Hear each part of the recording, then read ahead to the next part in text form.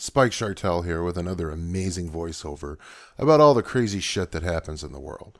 So I want to start off with something quite positive, actually. Scientists in Europe have landed a spacecraft on a comet, which is something that will undoubtedly advance human understanding of the universe in great and wonderful ways. This is undoubtedly a watershed moment for science, and there isn't anything that could possibly fuck it up, is there?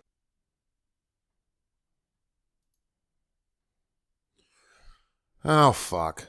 When I first saw this, I thought, this has to be satire. No one could possibly be deluded enough to actually believe this shitload of fuck is a valid thing to bring up about a man that has done so much to expand the knowledge of the universe for humanity, is there? Reading through it, though, I began to sadly realize that yes, indeed, there really are people out there that are this deluded and willing to shit on someone who has given them something they can't possibly understand with their minuscule social justice warrior brains. What would have been the greatest moment of this man's life quickly turned into a tear-inducing apology to people who have less intelligence than the kind of stuff I leave behind in the toilet. All over a tacky fucking t-shirt, I might add. Honestly, reading this article reminded me of the Dave Chappelle skit with Rick James. The one where he was grinding his feet into Eddie Murphy's couch while yelling, "Fuck yo couch." Well, just replace the word couch with Comet Lander, and that's pretty much what these brain-dead fucks sounded like in this piece of shit bubonic plague-infested article. Is there nothing these people won't shit on to gain the limelight and 15 minutes of fame?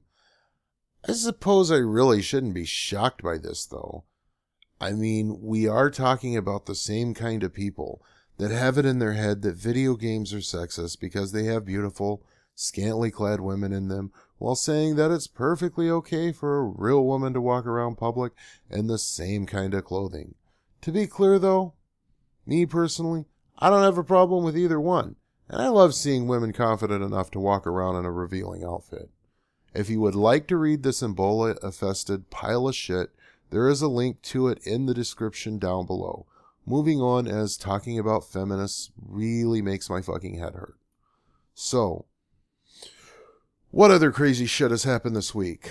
Well, apparently a chapter of the Ku Klux Klan in Great Falls, Montana has gotten really hard up for membership and decided to start accepting membership applications from blacks, Hispanics, and other races that they used to hate, persecute, and lynch. Yes, you heard that right. This isn't the Twilight Zone. And Rod Sterling isn't about to take over the narration of this voiceover. I myself would have never thought something like this would have ever happened in a million years. Mr. John Abor, who is apparently the leader of this rogue chapter, wants to rebrand the Ku Klux Klan from one of a hate group to being one of an American xenophobia group, thus replacing socially unacceptable bigotry with socially acceptable bigotry. Oh, what fun it is to be an American, isn't it? It should come as no surprise that he has political ambitions as well, and that's what this is tied into, probably, and has already tried to run for one of the Senate seats in Montana, and, as you guessed it, as a Republican. Now, I'm not going to sit here and split hairs about whether Team Elephant or Team Donkey is better, as for the most part I see them as being basically the same. Though I will say this, Team Elephant tends to be a little more repulsive, just because they tend to attract assholes like this. If you want to see the article I'm citing here, I have included a link to it down below in the description. It is quite amusing. Moving on. Pastor James David Manning, a shining example of humanity that I'm sure most of you have heard of, released a video on YouTube claiming that Starbucks lattes are flavored with the semen of gay men. And here I was thinking it was non-dairy creamer to appeal to the sensibilities of their vegan hipster clientele. It's the typical homophobic nonsense that so many of the Christian faith like to preach, all because some people protested his homophobic church with Starbucks in hand, and he got really butthurt about it. Let's also not forget that he also claimed that Starbucks was ground zero for Ebola, which must have been a real letdown for all of the holy rollers in his bigoted church, hoping it would be the beginning of the rapture.